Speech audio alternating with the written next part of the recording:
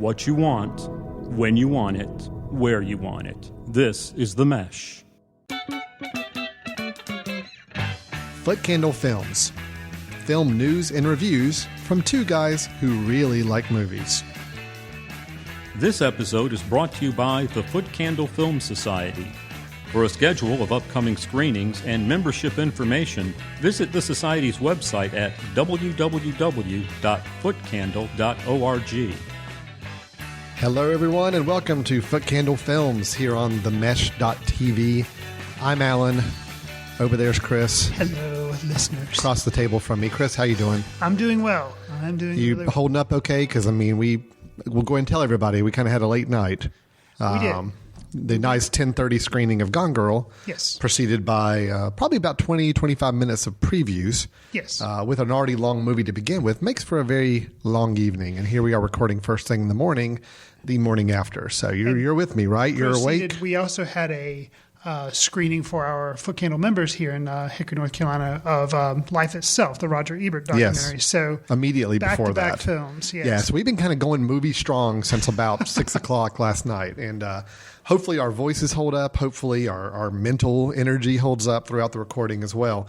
But as we just alluded to, having seen a late night screening of the film Gone Girl, that will be one of our first reviews on the show today as we talk about the latest David Fincher directed, Ben Affleck starring Gone Girl film that you probably have heard a little bit about. The other film we're going to review during the show today is probably a film you have not heard a lot about called Life of Crime, starring Jennifer Anniston and a slew of other characters, including Tim Robbins.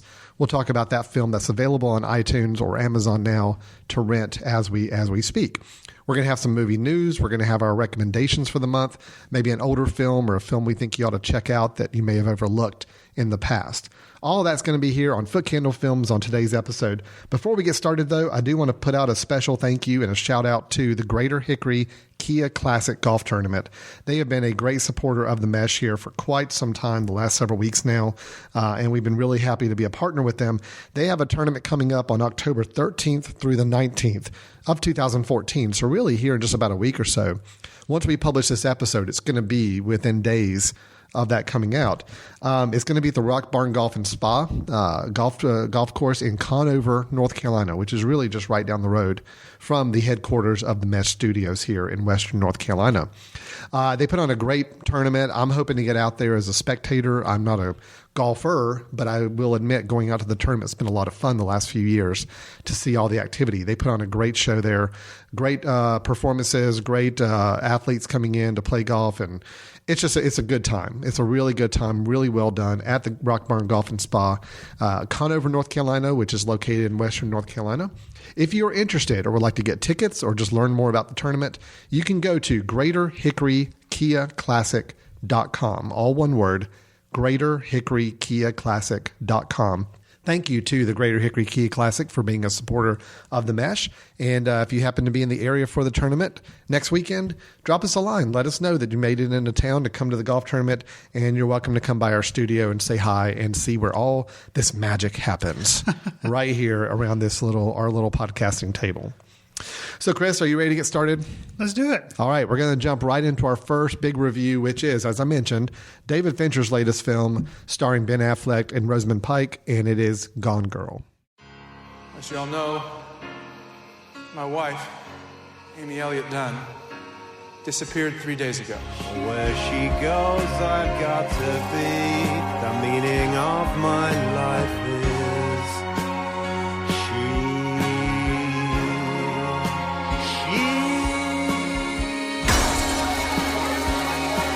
Stay back, everybody, stay back. I did not kill my wife. I am not a murderer. With Gone Girl, Chris, we have a film that is an adaptation of a novel by Gillian Flynn. Supposedly well-respected book. I mean, many people I know have read the novel, and seems to have been on bestseller list. You know me, I'm not a reader. Okay, if it's not a trade journal, magazine, website article, I'm not going to read it typically. So this is one of those films where I hear interesting performances. I hear there may be some plot twists and turns throughout it. I hear that it may or may not be what you expect when you get into it. More importantly, I hear it's directed by David Fincher, who I'm a fan of. I still think Fight Club is probably in my top 10 favorite films, which he did many years ago with Brad Pitt. I think Zodiac, even though I did not appreciate it when I saw it, I saw even in the film I liked the least of his probably, I still found plenty of things I really liked. Seven, great film. Even going back to Alien 3, his first feature film that really, he got attention for. Not a great film, but just the visual flourishes he put into a film like that were really strong. So here we have a film starring Ben Affleck as Nick Dunn. And the whole story starts off with basically his wife's disappearance. His wife, Amy, who is a well-respected author and a little bit of a celebrity status to her. She's well known for having a certain line of books and I think novels that she's written, if I remember correctly. Or her parents had written them, and she was written them about her. Right. Yeah. Right. So she's kind of a little pseudo celebrity from that. Absolutely. Yeah. She goes missing, disappears, and there's a lot of hints, allegations, things floating around. The media circus surrounding this becomes just overwhelming. And that's really all I'm going to say at this point about the plot of the film, because that's really the first 30, 40 minutes of the film. And then it goes on from there. Yeah. So with that, Chris, we talked about this a little bit after watching the film. We both knew going in that there were going to be twists and turns. Sure. So knowing that going into a film like this, how did that affect your enjoyment of this film? In other words, if you went into it completely blind, not knowing anything, probably like you would have the next film we're going to review, Life of Crime, and you went into that film not knowing anything and then you enjoy the film for what it is, versus knowing with a film like this that there is this expectation of the path it's going to lead you on. Does that affect your enjoyment? And with this particular film, did it make or break this film for you, knowing that there was some shift in tone, shift in plot that happens throughout the film? Yeah, I will say we're going to be good hosts. We're going to talk about the movie, but dance around things. Yeah, we're going to try not to spoil it. Sure. We may later on in the conversation, if we feel like we get to a point where we have to, we'll throw up a little caution red flag and let you know. But as it is, you're safe to listen to this, even if you haven't seen the film yet. I wanted to see this film. One of the reasons you and I went to go see it late last night was I wanted to see it before anything was spoiled for me, because I'd heard all this build up and that there was things that were kind of, quote unquote secrets, kind of like in The Crying Game, there was a secret with that. Usual Suspects, there's a secret with that movie. The Sixth Sense. I kind of ran the same situation when The Sixth Sense came out many years ago. I hadn't planned on seeing it, but when everybody started talking about it around me, it was one of those where I realized I didn't want to be ruined. Right. So I needed to go ahead and see it before somebody accidentally spilled the beans in front of me. So knowing that with this movie, it was distracting. Okay. It was distracting for me because as it's set up, it is a drama, a mystery, a thriller. That's how the categories that it falls into. So I'm kind of waiting, going in, and that his wife's disappeared. What happened? And the tagline is even kind of like, did he do it or did he not? Right. And it's so distracting because you're waiting for the second shoe to fall. You're waiting for something to happen. You're waiting for a twist so you can kind of relax and say, oh, okay, I got it. When a surprise happens in this film, it did take me by surprise. And I was, like you said, it only happened in the first 30 or 40 minutes when it kind of occurred. It's actually pretty early on, earlier on than you might expect with a film like this. So, right. And so that was a pleasant surprise. And I think even if I had known the surprises, it still would have been an interesting watch.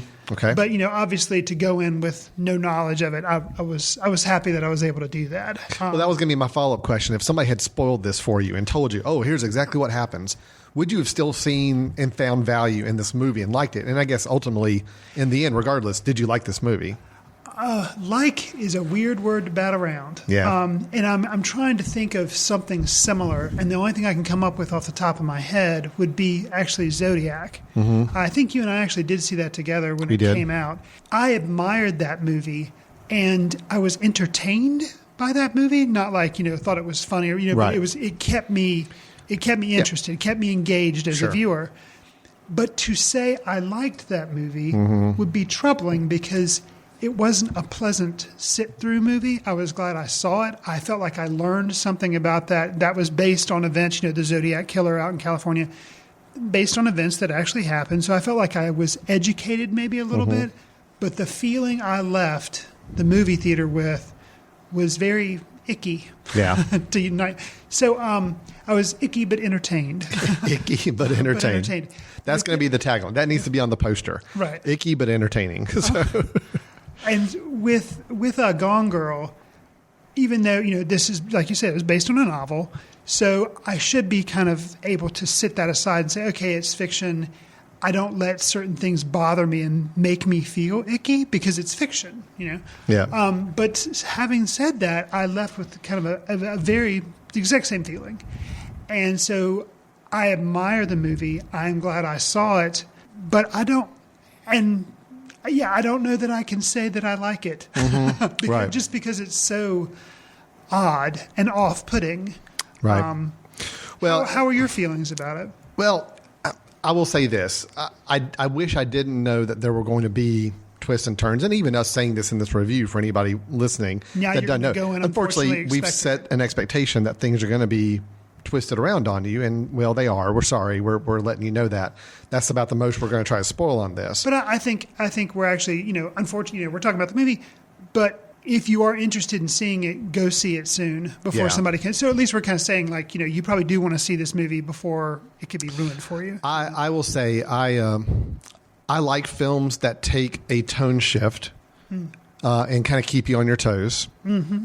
This film absolutely did that. I think I even mentioned to you last night that this is, to me, probably one of the more dramatic tone shifts in a film that I've seen. In a major Hollywood film. Sure. I mean, not looking at small independent films that try to be really strange and quirky. This is, for it being such a big Hollywood film, for it to honestly, halfway through the film, the tone honestly just shifts. Even to the point, and again, I'm really not trying to spoil anything, but actually it becomes somewhat comedic, which really kind of threw me for a while, how it turned into a whole different type of story. Right. Well, and I liked it. I still enjoyed it even when it got to this second phase of the story. Mm-hmm. Like most films, I don't think it stuck the ending as well. For me, I think the ending, the last portion, the last really 15 minutes felt very rushed, and I actually wanted to kind of feel... I really wanted to absorb that situation that we're left with at the end a little bit more. Actually, that's interesting. Yeah. I hear what you're saying, but at last night, I kind of mentioned something to you, like I was dissatisfied, not from a film standpoint, but from a personal standpoint, which gave me the icky feeling on how things kind of concluded and how the movie ended. But now that I've had a little bit of time to think about it, not a lot, because we are recording this early, but I think that's actually a masterstroke of the film. Really? Because the way the film is going and the themes that it presents. And, it talks about the media and about being married and struggling with who you are as a person or who you want to be and how people might perceive you and the person you're aspiring to be and that you try to be in this marriage. And the themes that it doesn't want to give you any answers. Right. And at the end, it's just kind of like, okay, and now we're ending. Yeah. And that was one of the challenges for me watching it. I was like, how is this movie going to end? Mm-hmm. I don't really understand. And they weren't interested in tying a neat bow on it. No, and I didn't need a neat bow. Sure. It's just from the moment. I think actually, interestingly enough, I didn't need it, but I kind of wanted it because it had disconcerted me so much. It was. I think you could have walked out of the theater with a much more pleasant feeling if you had a little more of a neat bow ending to it, and you don't get that with this. No. It really does pretty much cut at a point where you're like, okay, well, that's where we're leaving it, and that's it. Really, the point where, and again, no spoilers. I'm being very vague, but a certain character from the film arrives. I'll say bloodied because again, I'm not giving too much away, but a bloodied character arrives for some sort of encounter. From that point where that person emerges to the end, I just felt like was really kind of quick, and then get to this end, which I'm happy with where it ended. I just wanted more breathing room in that last 20 minutes because to me, that situation that was being set up was really interesting. Oh, yeah. And I kind of wanted to really understand the dynamics of that situation a little bit more. And I felt like it was very scattershot. Well, and considering how it's a long film and we really took a lot of time going through a lot of the other parts of this film. The setup, the initial, her disappearance, all the media attention with it, all the facts that they're uncovering. Then you get into some other subplot areas, and everything took its time. Right. And then you got to that last 15, 20 minutes. It just seemed like it was, okay, let's hustle this up, and now let's get to our closing. Again, I like the closing. I needed a little bit more to build up to make that ending even more jarring for me, you know? Yeah, I can see that. And I think if you were to try to divide the movie up into thirds, you know, the first third, second third, they did spend plenty of time in both of those. Yes. And then I can see how it was kind of the rock was rolling downhill in that last third, and they just kind of zipped through it. That's what I felt like, yeah. I don't know if, since it's based on the book, and I actually haven't read this book, so I usually, usually movies that are based on books, a lot of times I've already read. I don't know if the book similarly was not interested in spending as much time in that final little bit, because it, like we said, it does make comments on marriage and on the media, and maybe by the third part, it was just interested in kind of ending the story. It felt like he had already had enough meat in the other part. So maybe so. I don't know. Something I saw on the internet that I was kind of interested about when I was looking at stuff online last night after watching the film. Supposedly, the screenwriter and the screenplay writer Gillian Flynn, who also wrote the book, yes, she supposedly gave the screenplay a different ending from the book. Okay. Now, I would be interested. I'm very curious to listeners out there, when you see the movie, if just because a book should stand on its own, a movie should stand on its own. But I'm really curious, giving those first two parts of the film, how the third part could end as effectively in the book if it is different. True. So I would be interested. About that as listeners, well. write in if you've read the book. So yeah, performance-wise, right? Sure, that's where I was going as well. To touch on was you mentioned the tonal shifts, which there were in the movie. I'm wondering if specifically a tonal shift happened because of Ben Affleck's performance. All right. Well, Ben Affleck's performance, I'm not a fan of Mr. Affleck. I think I've gone on public record with that. I think if you look through the archives of our recordings. You're rough on him in Argo, I believe. I was. I did not care. I think he was the only bad spot of Argo as an actor. I feel he's very wooden, very one note. I did not like him in, what was the Malick film, To the Wonder? To the Wonder. Yeah. I mean, he's playing the same character, the same note. Here, I thought he was going to be putting in an interesting performance because in the first third, I really was kind of liking where he was going with it. But then when there's a tonal shift and a little bit of shift in story, there's also a shift in character. At least that's what I perceived, and I didn't care for it. He became the standard Ben Affleck character about midway through the film, through the end, and that I had no interest in that. He didn't do anything to elevate this film. I don't think he killed it at all, but he didn't help it at all either. I think you could have gotten any other good quality actor in this role and been just fine with it. You? He is the lead actor in this film, and I felt like he faded into the background, and it didn't bother me because I was more interested in the story than to watching performances, I guess. And it wasn't until after the film when we were talking where you kind of criticized his performance in some aspects, and it made me think that maybe somebody else maybe wouldn't have done it that way, or would have kept more of a steady performance. Well, maybe. I like him playing the jerk and the schlub, and which he got to play for a while. But there was a point where he kind of stopped playing that role, and I don't think it was that in the story and then the screenplay they said we're going to have this character change. I just think the plot around him changed and he adapted to the plot as opposed to staying consistent as a character. And I thought it was a little jarring for me. I mean, by the end of the film, I'm like, okay, he ended up with the same kind of character I always see Ben Affleck playing, which I don't like. So that was disappointing for me. However, I will say Rosamund Pike as the lead actress, as Amy, as the missing girl. As the gone girl. We see her really a lot in flashback. A lot of her time is in flashback. And I think she was amazing. I thought she really she made this film for me.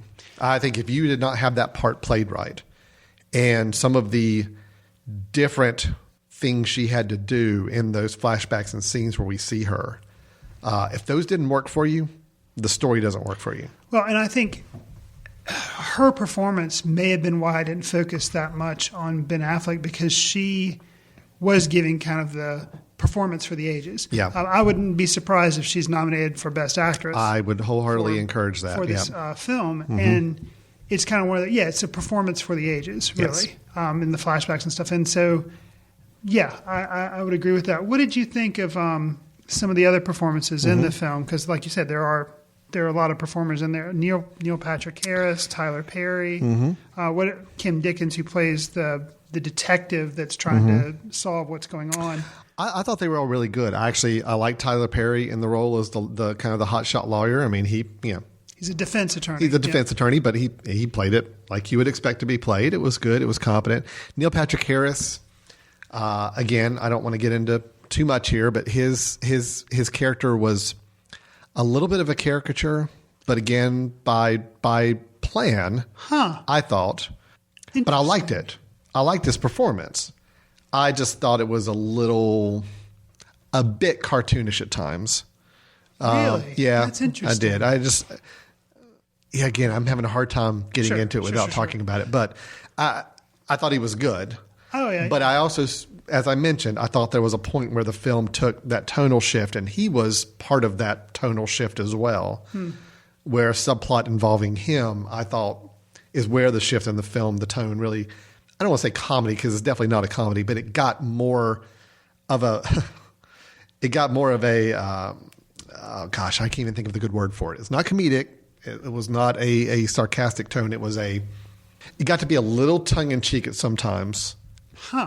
By design, because again, this is so tough to talk about. Interesting. Because of the change we learn about, because of the situation we learn about, it puts a whole different slant on the situation. He played a key part in that. I really liked his performance. I think I know where you're going, and I didn't struggle with that. The tone shifts that you mentioned with Ben Affleck and his performance, some of the problem, or if to say I had a problem, Tyler Perry playing the lawyer, some of the stuff that he does and some of the lines that he has are kind of played for a little bit of comedic effect.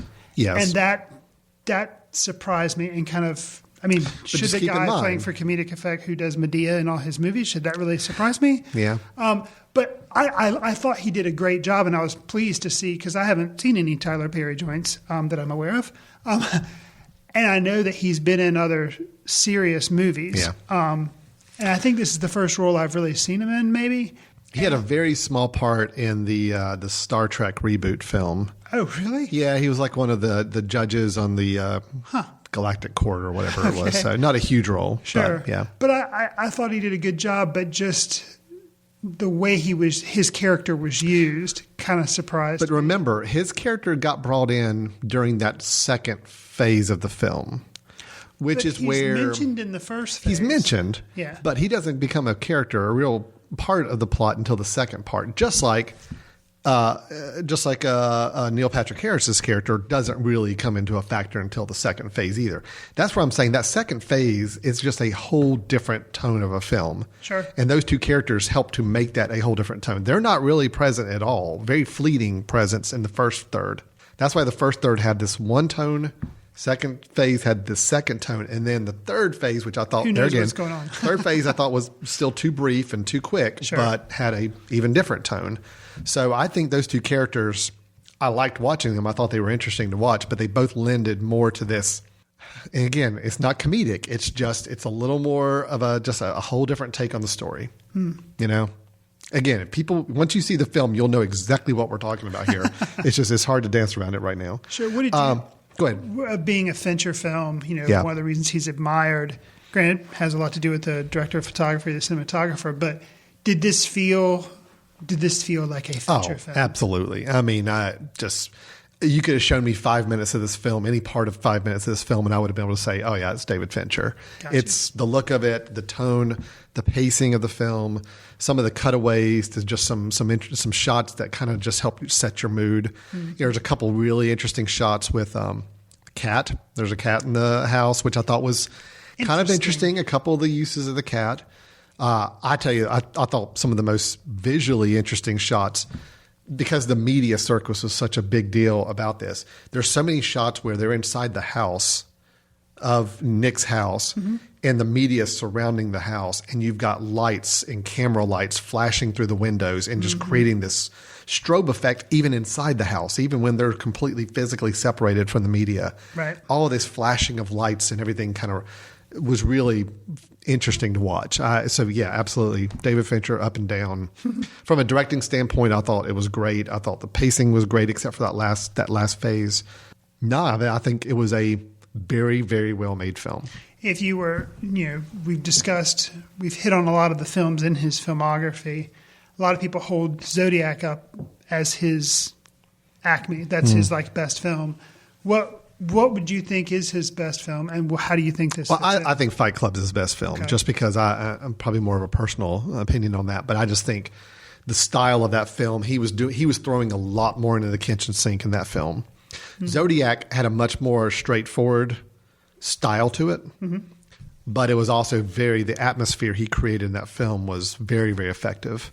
And taking what could have just been a typical police procedural and making it a very interesting, stylish film to watch. Fight Club was really so heavy style, but yet there was a really strong story behind it too.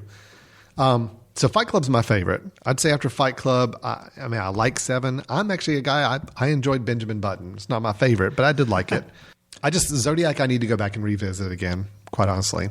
Yeah, I had said that I didn't really know how I felt about this film as far as saying I liked it. But I do think Fincher's an interesting director. I'm not big on Seven. There again, it's that whole icky thing. Yeah. But that's a different type of movie too. That's not, it's just it's more of just like a thriller. Right. It doesn't have as much dramatic elements. Not as much, does, but yeah. It's a little more traditional police thriller. Thriller, procedural thriller. Yeah. I would almost say that I think that for me, I could see how this could be his masterpiece above Zodiac. And a lot of that has to do, I guess, with the story and the screenplay, but just how it's woven together. And I don't know. It's just could be interesting. I do think it was a really good film. I am anxious to see it again at some point. Okay. Yeah, because I will say going into it, you've got a different perspective on the film. Now that you having know, seen it, right. You go in and you start looking for things a little earlier on, and I think it'd be an interesting watch on the second run to see. To see if it would hold up as well. Right, sure. Okay, interesting. But I thought, other than Ben Affleck, I thought all the performances were solid. I thought the directing was solid. The story was very interesting. The shifts, even though I knew there were surprises coming, they still caught me by surprise. Some of the choices that were made, some of the plot twists. So I enjoyed the film. I did. I had a good time with it. One more thing, too. They did the music for Social Network. Atticus, was it Finch or something? But then Trent Reznor is the one. Atticus Finch is the To Kill a Mockingbird guy. Yes, so that's not I don't his think name that's him. probably. No. Is it Atticus something? It's Atticus something, yes. Okay. Yeah. But they've done the music for this film as well. Yes. Trent Reznor is the big name that I know because he's with Nine Inch Nails. But Atticus Ross and Trent Reznor. Ross. Okay. So how do you feel like music was in this film? Just like I do with any other Fincher film, it worked. It's a pretty major thing. Just right. It never pulled your attention away from what was going on, but that you're hearing some things in the background, some music and themes and compositions that are really affecting how you feel at the time. Sure. Again, I couldn't tell you any particular musical cues or things that stood out to me. I just know the music worked. It's just one of those where you don't have to really pay attention to it. It just works. So, you do? Oh yeah, I was aware going in that it was the same duo that had helped with the Social Network. So, yeah, I liked it, and I thought it really added a lot to the I will say, because you mentioned Social Network, and honestly, I completely even forgot to mention that when we were talking about that. Social Network's a close second for me on favorite Fincher films. I really do like the Social Network. It's actually one that actually held up better for me on a second screening. Oh, man. Yeah. I would say that was my favorite Fincher prior to this. And I'm struggling with Gone Girl because I'm still processing it. I still think Social Network I like a little bit better than Gone Girl. And then Fight Club I still like better than Social Network. So probably Gone Girl's maybe in my third favorite Fincher film. I think I feel pretty confident in saying that right now. Okay. So that's Gone Girl. Anything else we want to say? I mean, we may see if we have time at the end of the show. If we want to break into spoilers, we'll see how time goes. But again, hopefully we gave you enough of a review to know that, yes, we're both recommending people go out and see it. We are saying, yes, there are twists and turns, but I think you can still go into this film even with that knowledge that those are going to happen and still find yourself entertained by the film. Can't say whether you're going to like it or not, because again, it does leave you with some opinions and feelings that may not be as likable. I'll actually say, I think it's a good film. My recommendation is actually a little guarded because I think it's a tough watch. Mm-hmm. I think it's a tough watch. So, I wouldn't just say, oh yeah, everyone should go. I'm actually a little guarded on my recommendation. I think it is a good film, but know that it's really heavy. Well, it's 3 films. 2 of the films are very heavy, the first and the third. I still say the second part. I'm still surprised, somewhat shocked by the tonal shift. I got you. But yeah, I'm overall I'm with you on that. Good film. Okay, so let's move on to our second review, which is a similar movie to some degree. With crime. It's crime. There's a plot. There's missing person. There's abduction. Sure. Yeah, this is a film that you may not have heard much about. It's called Life of Crime, directed by Daniel Schechner, and let's hear a little bit from it.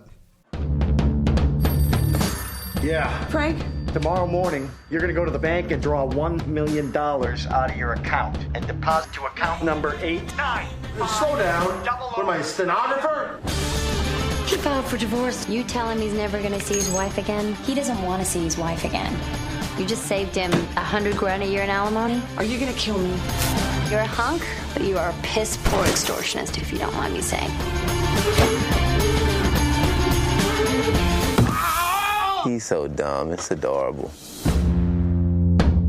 Hey, you keep your wife out here, someone's liable to steal her. You promise? Elmore Leonard was the writer for the book that Life of Crime is based on. Elmore Leonard has had several movie adaptations, 2 of which I'm aware of. Alan, you may be aware of more, but the ones that I know of are Jackie Brown, yes, which was done by Quentin Tarantino, and then also the movie with Get Shorty that had Danny DeVito and John Travolta. Everything. So those are 2, and then both of those were successful. Yeah, there's a few others. I know there was an Owen Wilson film that didn't do as well. Maybe 8-10 years ago, that was based on an Elmore story. Okay. The Big Something. I don't remember the name of it offhand. The Big Bounce. Yes, that's it. I think that was an Elmore film, a story. There's been a couple others. Oh, and I'm sorry, another one that was hugely successful, Out of Sight. Oh, right. Sure, with Clooney and Jennifer Lopez. Yes, Steven Soderbergh film. Yeah. So Daniel Schechter's he's a fairly new director coming on the scene. I think he's had one other movie that he's done. And he gets this huge cast. He gets Jennifer Aniston. He gets Will Forte. He gets Tim Robbins. And he makes this movie based off an Elmore Leonard novel. How do you feel like it came together? And honestly, a question I have for you is, why do you think more people don't know about this movie? Seeing it has a huge cast based on an Elmore Leonard novel. Yeah, it's a good question. Why more people... I liked the film. I didn't love it. It was a good, fun, breezy film. It was kind of those you watch, you're like, yep, okay, that was fun, and then you move on. It's not one you dwell on a lot. It's not a deep thinking film at all for me. But I had a good time with it. I like caper films in general. I like when people are trying to formulate a plan of how to gain money or take care of a situation, and it's involving a lot of moving parts and pieces. And that's really what you had here. You have your 2 lead criminals played by Most Def, which I think, is he going by a different name now? He is, yeah. Yeah, that threw me off. I'm forever going to call him Most Def. That's what's on the IMDb, so that's what I'm sticking with for this review. Most Def and John Hawkes kind of star as Lewis and Ordell, which are 2 characters that played by Samuel L. Jackson and Robert De Niro in Jackie Brown. The Quentin Tarantino movie, right? So these 2 are the same characters played by different people here. And they have a plot to kidnap the wife of a very wealthy man to extort him to give money that he's supposedly holding out in an offshore account somewhere. And they got it all planned out. What they don't count on is that he's got his own thing going on, and he's had already planned on divorcing his wife. So it all becomes kind of a mess. It is a mess. It is a mess. Isla Fisher as a mistress involved at one point, and she kind of complicates matters for both sides a little bit more as well. Again, I had fun with this film. It's just not one. It's not one I'm going to go sing from the rooftops, because in the end of the day, it was like, okay, it was a fun film, but I did enjoy it. And I thought the performances were great. Actually, I think this is probably one of the best things I've seen Jennifer Aniston do. She was really good. Mos Def, I could take him or leave him, but I thought he was really fun. Really? No, normally, but in this film, okay. normally in this film, he was really fun. Okay. I liked him a lot here. Will Forte, kind of a smaller part, but I thought he was fun to watch. My favorite character probably was the Richard Monk, which was the Nazi aficionado gun collector that in the house where they were holding up. And everybody else was a pretty straightforward character. He was the one that was really could have been out of a Tarantino film very, very easily. And I think kind of added this extra layer of absurdity to the whole situation. I would agree with that. Tim Robbins was fine playing the husband. That overall, everything worked.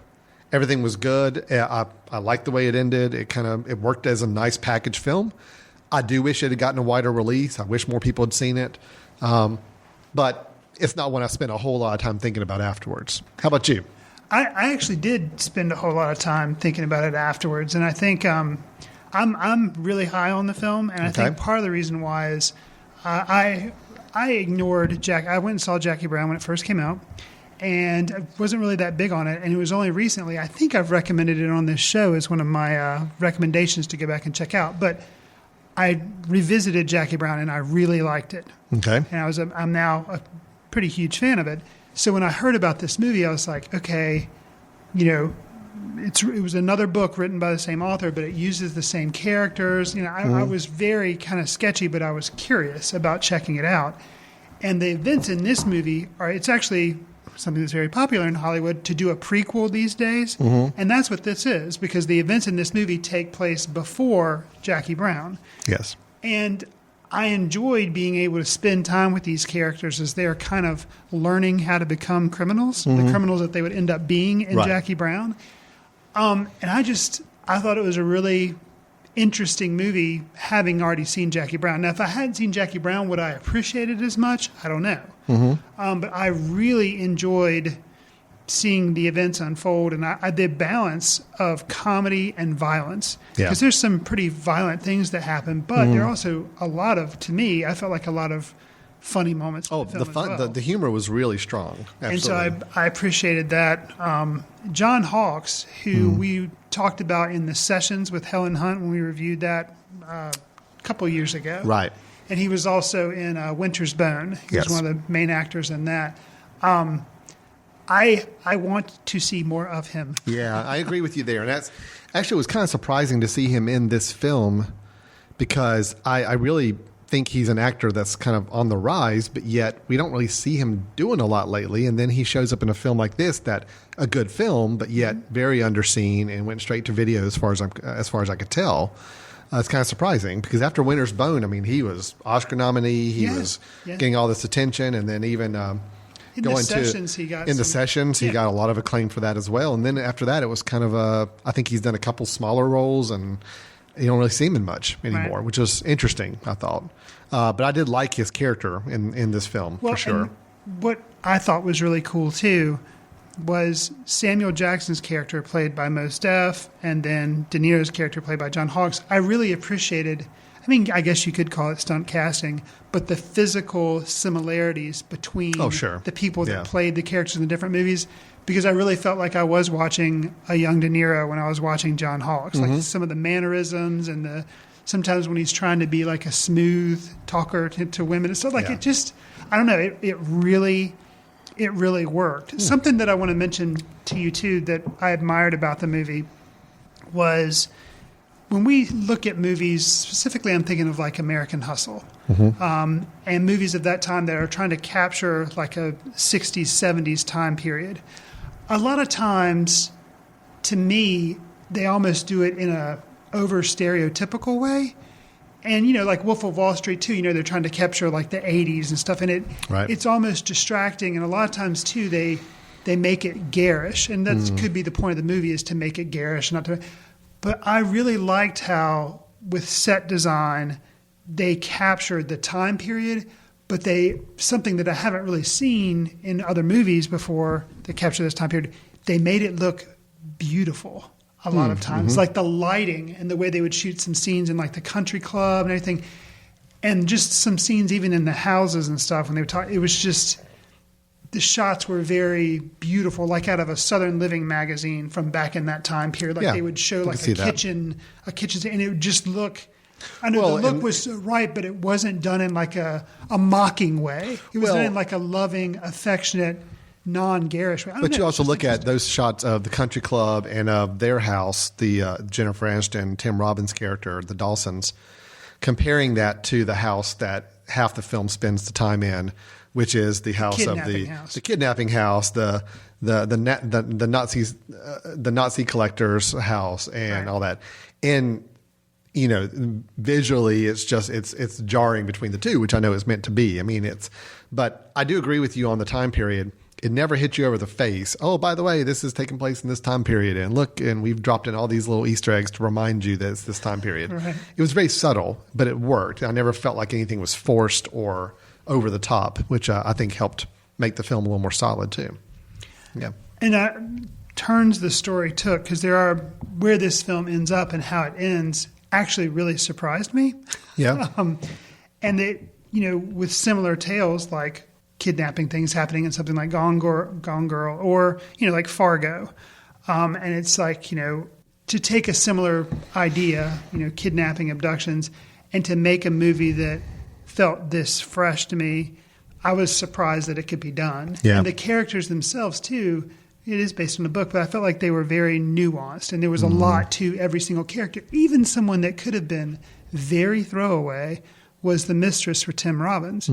And she was a lot more complicated than I think you get that would be in other movies, or somebody would give her a lot short shrift. And something that it kind of surprised me too was, given the time period this movie is set in, how strong female characters were in this movie. Granted, Jackie Brown, which uses the same characters by the same author, also obviously has a strong female character in Jackie Brown. But I felt like there was a lot to chew on. So I'm actually fairly. You're a big fan. I'm a big fan. Yes. I liked it. I enjoyed it. I had a good time with it. Not as high on it as you, but sounds like both of us are saying, hey, yeah, this is a film to check out. It's a good, fun film. It is a shame it didn't get more attention, but unfortunately, and I hate to say this for Miss Anniston, I don't think she's quite the box office draw that I think all hopes had been 10, 12 years ago that she would be after the whole Friends frenzy.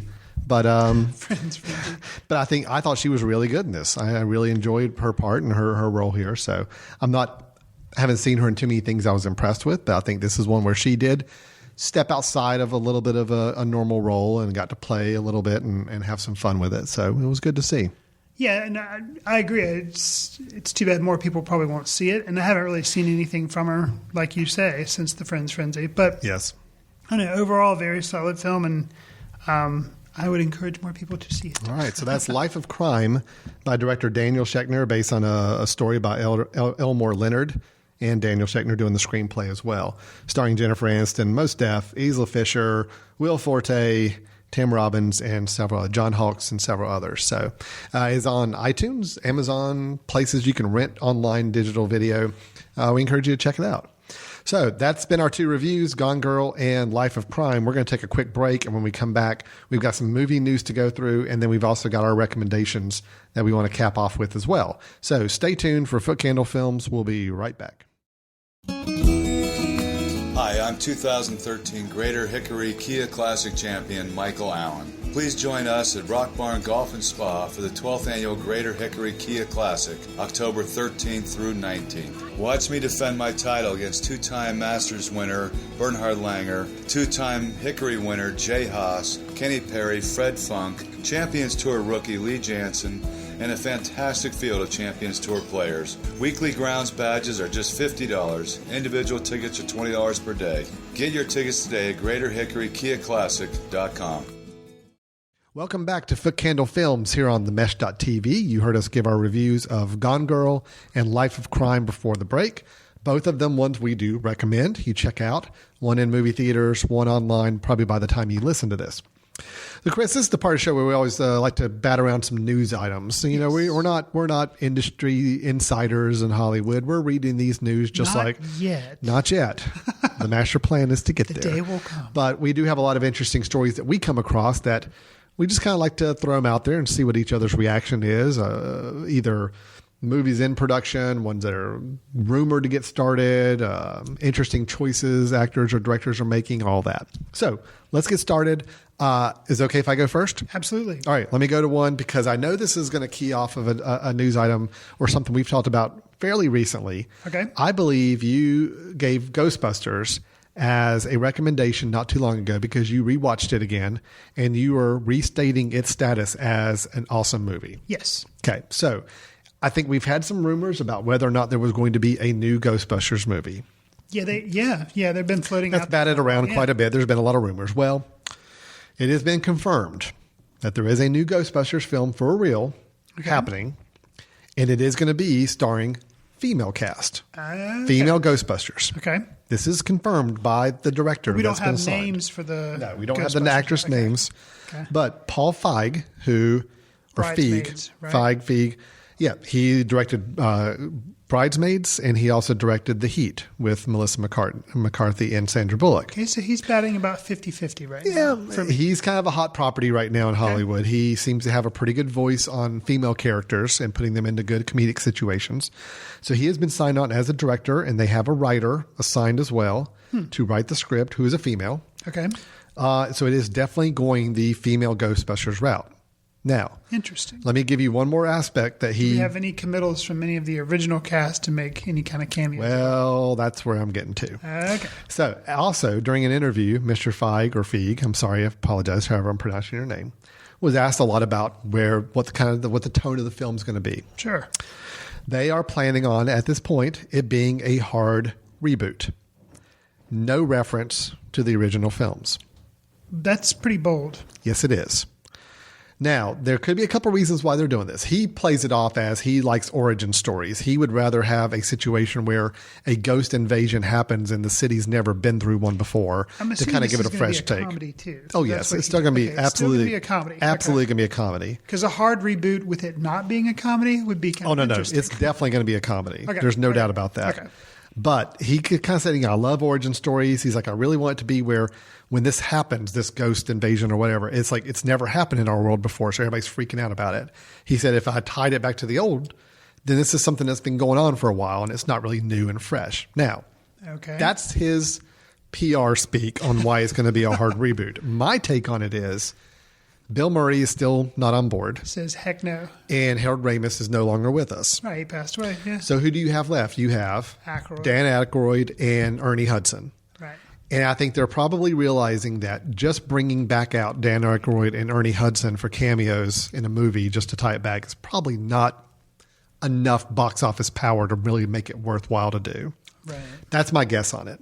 Regardless, that's where they're going with it. It's going to be a fresh new, like the old Ghostbusters never happened, female cast. Over under on whether or not Melissa McCarthy is going to be cast. Well, I will guarantee you like Melissa McCarthy she's there. And Kristen Wiig. Really? And Kristen you take, Wiig, okay. Oh, okay. I guarantee you they're going to be. Okay. I guarantee you they will be pitched really hard to do this. Now, whether or not their agents get them to sign on and do it, I don't know. But I guarantee you they're going to be in the front running conversation talks about this right away. Okay, let's just have Tina Fey. And Amy Poehler. And Amy Poehler. Done. Casting done. Tina Fey, Amy Poehler, Melissa McCarthy, and Kristen Wiig. That's your 4 Ghostbusters. Now, granted, we need some diversity in there. Like I was supposed to say, done except for the fact we need some diversity. So who are we going to sub out for some diversity? I'll tell you who. I think there's a girl on Saturday Night Live they've got now. Zamita Sharara, I believe is her name. Really, really funny. And I could see her being kind of a breakout role for something. Who do we drop? In that situation, you know what? I say we drop Amy Poehler. Okay. I say Tina Fey. Tina Fey looks like she could be a Ghostbuster. Okay. I like Tina Fey. Yeah, I do too. You know, I have not seen her in a movie that I've liked yet, though. Yeah. I don't think. I don't. You may have. You I maybe have a point like there. her a lot. I like her in sitcom stuff, but something about long form movies That's have true. never really translated. But she could play a Ghostbuster. She could Absolutely. play the very, very intelligent, kind of maybe socially awkward. She could do it. Yeah. And I think Melissa McCarthy, you got to have in there to have the boisterous, very abrasive person. Yes. Then I think you bring in this girl from Saturday Night Live I'm talking about, who I think is really funny. And that could be kind of your breakout role. People may not know her, but that could really be a star-setting role for her. Included in the. And then I think Kristen Wiig is kind of your big star power. She's kind of got the clout right now to be the ringleader in a way. Okay. See, we've done it. We've done perfectly cast it. Okay, so that's where Ghostbusters is going. You feel good about it? Even though traditionally you and I, especially me, we stray away from trailers because I will reserve judgment until I see a trailer. So this one is you have to see the trailer to make a judgment on it. I'll see a trailer, and if it looks like it's going to be good, then I'll see it. But I am trepidatious just because none of the original names are attached. Nothing is So it's a hard reboot, but it's kind of like, why reboot this? And it seems like a cash grab. But I'll reserve saying, I'm not excited about it. I am not excited about it. You're willing to sit it out and wait and see what happens. Yeah, I'll sit out. The trailer comes out. It looks really good. Trailer's good. You're on board. Right. Okay. Well, and the other thing I'll mention that he said in his interview, which I do kind of like, is that he does also want to make it scary. So he is looking for comedy, but also scary, which, the original Ghostbusters had a couple frightening moments in it. I'm all for making it a scary comedy.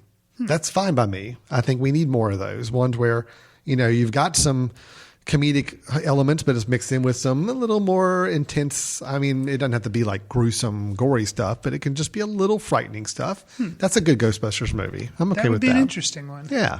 Huh. All right. What do you got for us? Alan, you just talked about a reboot, remake. So, Yes. we've often wondered what could be some original material that someone could bring to the table. There's no more original material. Well. Oh, you have one? How about making a movie of Tetris? Okay. You had me excited for a second there. Nope. And then, Okay, you say, no, but really? Are you serious? Well, okay, keep in mind, they have made a Lego movie. They have made a Pirates of the Caribbean movie that was from a Disney ride that had been around since the 1960s. Okay? Now, I know you didn't like the sequels to the Pirates, but the original Pirates. Yeah. Okay? All right, keep going. All right. But then they have done things like Battleship. And Right. The Ouija movie, which I haven't seen the Ouija board There's movie. no characters in Tetris. Well, it's blocks. So actually, some people that were involved, they supposedly got the idea from the Lego movie. Like, okay, well, let's take something like. I'm sure every board game and Like, okay, possible what do we got puzzle thing now is being pitched as a movie. But the thing is, it's said to be like it's in the early stages. There's no director or cast, but they have said it is going to be a big budget, of course, sci-fi, of course, epic type. Yes, right. Of course it is. I don't get it. How Lego I can completely get, because Lego is an entire culture of toys and characters and sets and Here's all the this thing. building. Knowing absolutely nothing about it, I am intrigued. Okay. I dare them. All right, Chris dares you to make a Tetris Make movie. a movie out of Tetris. And make it good. Like Battleship, it's obvious. It's going to be a bunch of like battleships like fighting. Okay, that's done. But Tetris, I'm like, it's literally blocks falling from the sky, and you have to get them in straight lines, and they disappear. Like, here's what you do to make me interested in this all film. right, I game on. I want to see. Here's this what you do to make it interesting to me. Okay. You assign a really off-the-wall director and challenge them. Werner Herzog doing a Tetris movie. Amazing. Yeah. I'd be on board. So you'll have the block, and the block fall into place. And if it don't fall into place, it's gone. Just make it against nature. Tetris against That's nature. right. David Lynch. Do a David Lynch Yeah, Tetris film. yeah. Something. Make it really like bizarre. Tarantino. And I'm on board.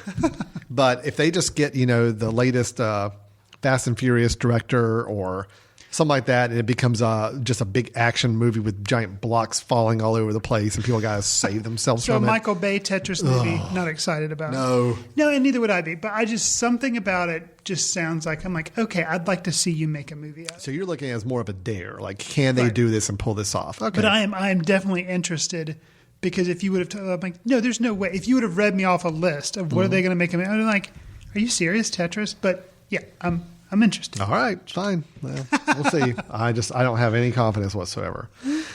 Okay, speaking of Quentin Tarantino, you brought him up just a second ago. He does have a new film that he's working on right now called The Hateful Eight. Okay. And I think we talked a little bit about some of the controversy with this several months ago.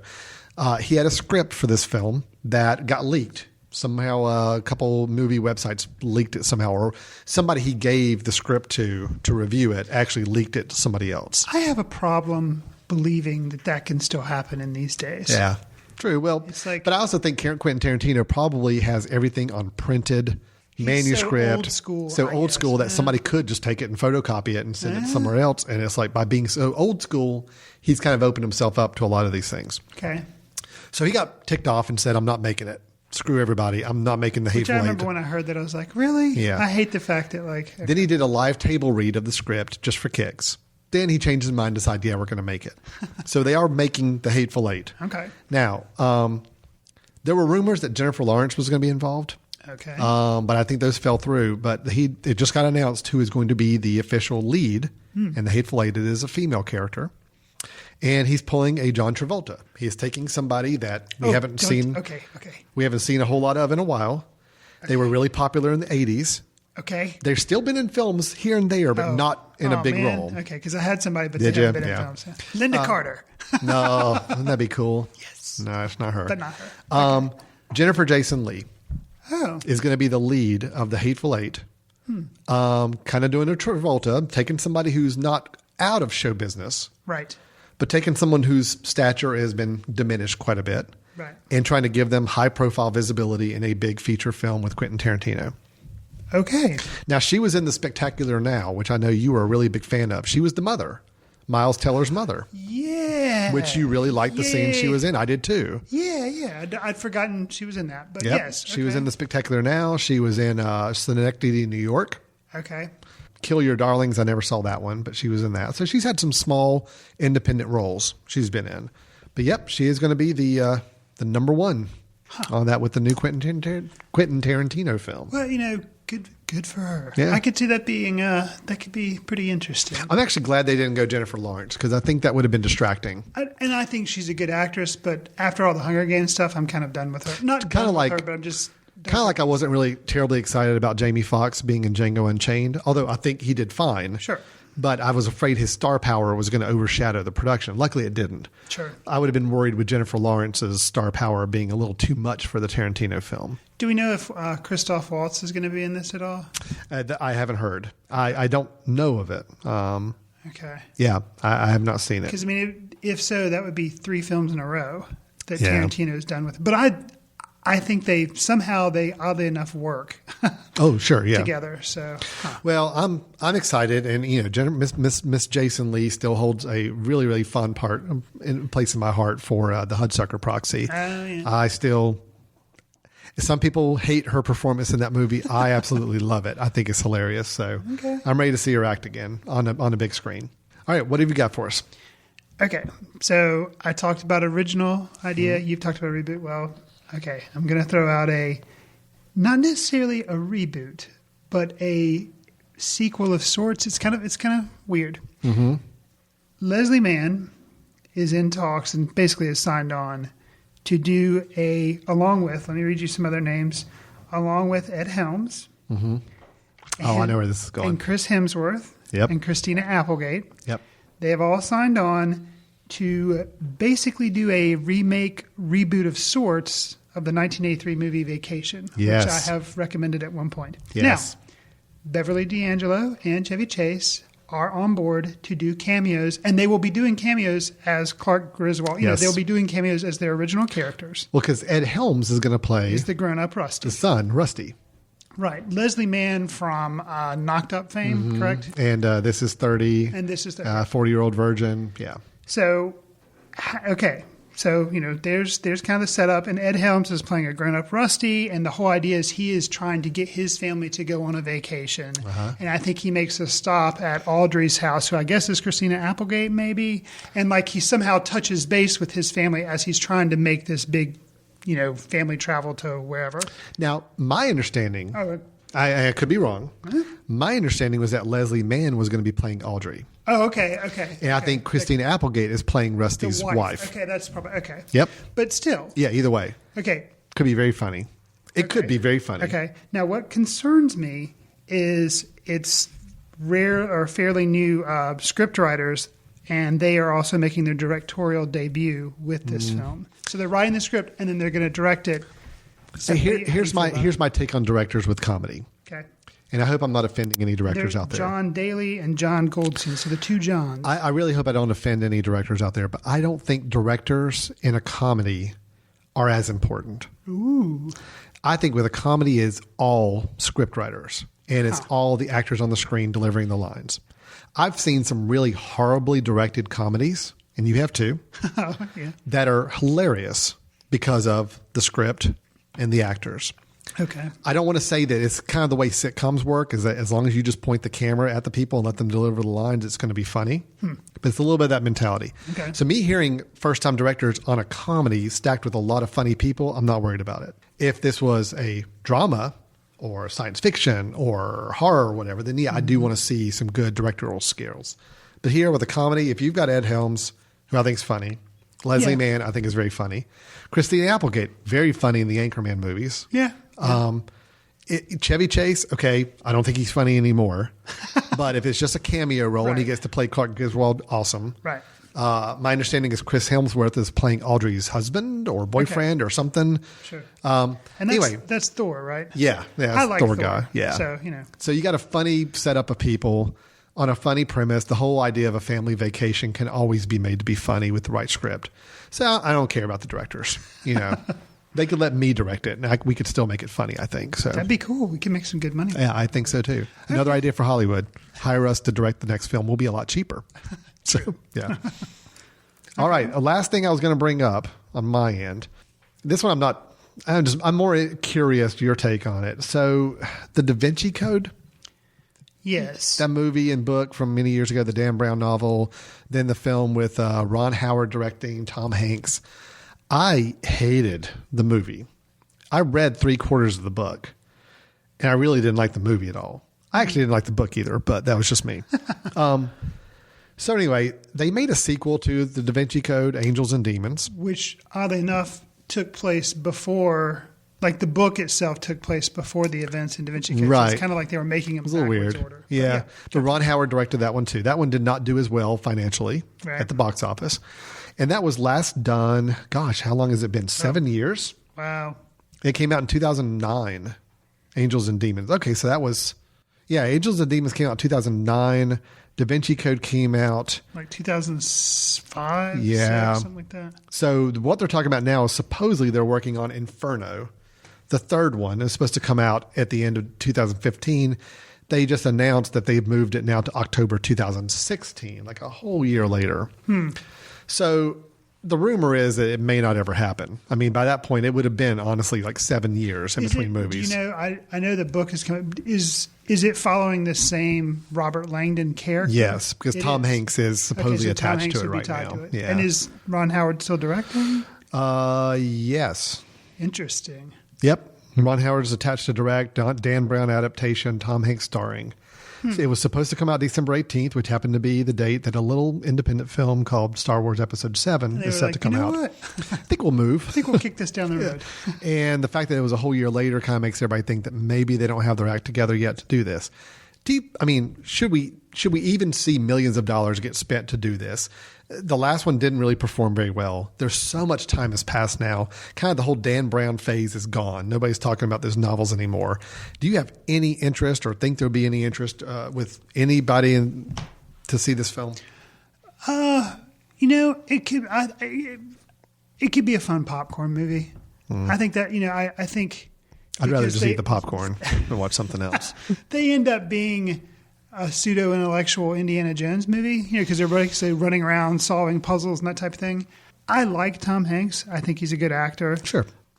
If they do end up bothering to make the movie, I'd probably see it. Would I run out and see it? Probably not. Here's the sad thing about that Da Vinci Code movie. I actually liked National Treasure with Nicolas Cage better. Wow. Does that tell you something right there? if you got to go with somebody that's a little supposed to be a more intellectual Indiana Jones doing puzzles and clues and all that, I liked National Treasure a whole lot more and enjoyed it a whole lot more than I did the Da Vinci Code. The Da Vinci Code was by the numbers, step by step by step. We go to one spot, we learn something. Now we have to go to step 2. Now we learn something new. Now we go to step 3. Oh my gosh, we learned something new there too. Then we go to step 4. It was just so linear and just odd pace and just not fun. So I definitely want a new adventurer anthology series. I want a new adventurer because Indiana Jones is kind of, the last one was not very good. No.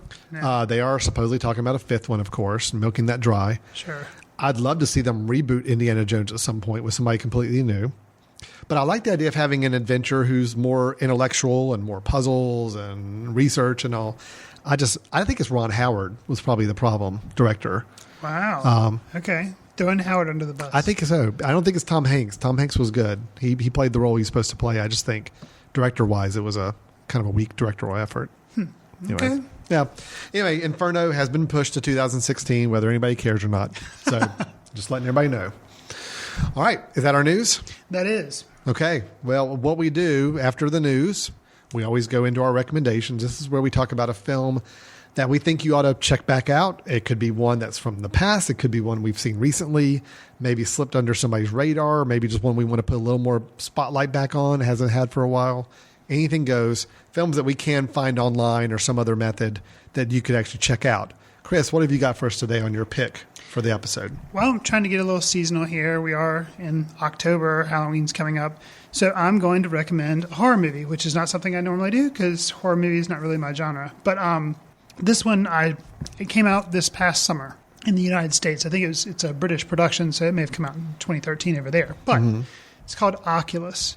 And it actually did rather well at the box office. So I was like, you know what? I kind of stored that one away for okay, as it gets closer to Halloween, I'm going to watch it. And if it's any decent, I'll recommend it. Well, it is. It stars Karen Gillan, which is also, she's in the Doctor Who series. That's also popular over in she was in Guardians of the Galaxy, too. Yes, she was. Unrecognizable, but she was in it. And then Katie Sackhoff, who was in Battlestar Galactica. Starbuck. Yes, Starbuck. She is also in Oculus. And basically, one of the reasons I didn't go to the theater to see it, even though I was hearing good things about it, is it because they were touting it as by the makers of Paranormal Activity and Insidious. And I'm like, okay, yeah, I don't, that's what they're trying to get you to drag you to see this from, is the hype off those other movies. So I was skittish, but I finally said, okay, I'll see it. I thought it was really interesting, the way they had character development. And basically the story is Karen Gillan plays an adult, and she gets her brother. He has been in a mental institution, basically, and he gets out. And she then wants to try to exonerate her brother, who was convicted of murder, by proving that instead of him committing the crime, it was a supernatural phenomenon that committed the crime. Okay. And it all centers around this big, creepy-looking antique mirror that supposedly throughout history has caused all these really, really bad things to happen. It was interesting. I liked this. It was shot well. I thought the acting was really cool. Now, I will say, the difference between this being a good to great movie, kind of the last maybe 15, 20 minutes, it does kind of devolve into typical scare horror, which is what it's supposed to be. But the original, or the first 45 minutes or something, it's a lot of psychological and what if type things. You're not really sure which narrator or which person you can trust and whose point of view. That sounds interesting. And they do a lot of flashbacks, and you're not really sure what is valid from the flashbacks and what aren't. So it's a really interesting narrative choices they're making. Right. But unfortunately, closing 15 or 20 minutes do just kind of devolve into hack slash type stuff. But it is original enough that I think it's worth seeing, especially, it's Halloween. You want to see a scary movie. I mean, was it scary, though? Yes. Okay. I thought it was scary. Enough so that, watching it at home alone, especially if you're in a room that has a big mirror, that might be problematic for you. Right. Okay. So hey, good. It's rather good, and it's, I like it when you recommend something a little outside of your normal wheelhouse. Yeah, there, so and that's it's good. it's 104 minutes, so it's not over long. Nice and tidy. So yeah, good. All right, so that was Oculus. Oculus, correct. Got it. And it's on iTunes. So. Okay, cool. All right, so at the top of the show, we reviewed Gone Girl. Yes. And I made a little aside about my dislike in general for Ben Affleck. Okay. It's an ongoing theme here. I have a certain bank of actors that I just don't care for. So are you doing an unrecommendation of Gigli or something? No. Ben Affleck, the thing is when Ben Affleck showed up in this movie I'm going to recommend, I really thought he was a really good actor to the point where I'm like, oh, I want to see this guy act again. And then I think I saw Armageddon. I'm like, no, I don't want to ever see this guy act again. Well, I mean, I don't know if you could pin that on. Come on. He was part of the mass. Hey, Oh man. No, we won't go into Armageddon. No, that's a whole 6-hour discussion. We'll do a special episode on Armageddon one day. Chasing Amy. Kevin Smith film. Right. From 1997. Right. This was, I believe, his third feature film. I think he had made Clerks and he made Mallrats. Okay. And then he did Chasing Amy. Now, I think Ben Affleck might have had a small part in Mallrats, but this was his first, as far as I know, leading role. Right. Yes. He stars as Holden McNeil, and basically he falls for a girl named Alyssa. And it's a pretty simple plot. He falls for Alyssa and then finds out Alyssa's gay. And that's pretty much the movie. But I like this film. It's my favorite of Kevin Smith's films for several reasons. One, it's the most authentic to me, where I think Clerks was fun. Right. Mallrats had some humor to it. This one started to get real. I actually felt like the situations, the dialogue that people were having were starting to be real dialogue. It was adult. It was like they're having serious conversations about relationships. And it was a bit of a take back, even though you have Silent J and what's the other guy's name? Silent Bob and Jay. Silent Bob and Jay. Jay and Silent Bob. Right. Gosh, I just totally butchered that. You've got Kevin Smith playing Silent Bob. Right. And even though they're in the film and they do the little comic relief thing, there's even a scene where they kind of break down and Silent Bob has a somewhat emotional little soliloquy. And it's like the characters are all growing up a little bit. And I really liked Ben Affleck in this role. I liked Joey Lauren Adams as Alyssa Jones as well. I just thought the film worked. It's my favorite of his whole New Jersey universe, right, he's got with these characters. Right. The ones he just can't seem to let die. Because supposedly he did this film, and then he did Jay and Silent Bob Strike Back. Oh, he did Dogma. Oh, Dogma. That's right. Dogma, and then Jay and Silent Bob Strike Back. Right. Supposedly that was going to be it. No more. The whole universe of these characters is done. Sure. Then he came back for Clerks 2. And he said that was going to be it. And actually, Clerks 3 is on the horizon. I know. That's what I was going to say. He's got the funding for Clerks 3. Right. So I kind of wish the characters would just have their little set of films and be done, and not this whole we're done. No, we're not done. And we're done. No, we're not done.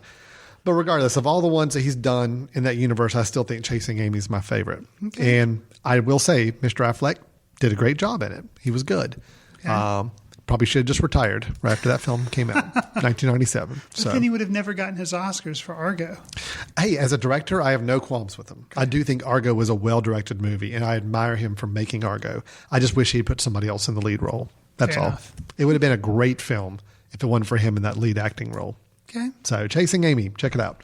Not one for the kiddies. No. No. Not only language and situations and everything else. It's very adult. But good movie. Cool. All right. So I think we're done, Chris. We are. That was Gone Girl, a good show. Life of Crime, both recommended by us. Both worth seeing. We had a lot of news items to cover, a lot of interesting stories happening in the world of film and movies these days. And then we have our recommendations. We had Oculus, very interesting recommendation from Mr. Fry. Chasing Amy from me, if you want to see Ben Affleck acting nicely in a good movie. So with that, we're going to wrap up. As always, this is on themesh.tv, our podcast network. If you have any questions for us or want to give us any feedback, you can reach us through themesh.tv. You can do that through our Contact Us button. There's a little simple form on the website. You can reach out to us, drop us a note, ask us a question. Tell us if you agree or disagree with any of the reviews or news that we gave our input on. You can also, if you want to learn a little bit more about The Mesh, you can just dig around to all of the other episodes and shows and find out what else is going on there. Chris, how's other ways people can reach out to us?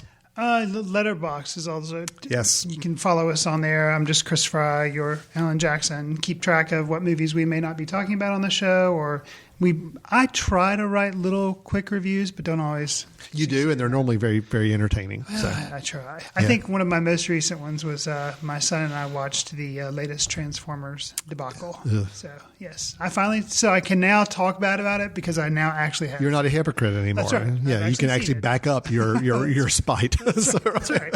That's nice. Good. And then, of course, our Footcandle website, too. So, yep, people can find out more about our film society, Footcandle Film Society, at footcandle.org. Go there and check out and see what kind of screenings we're hosting here in the Western North Carolina area.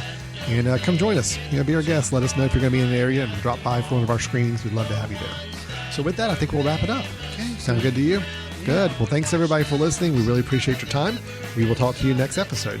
See you in the ticket line.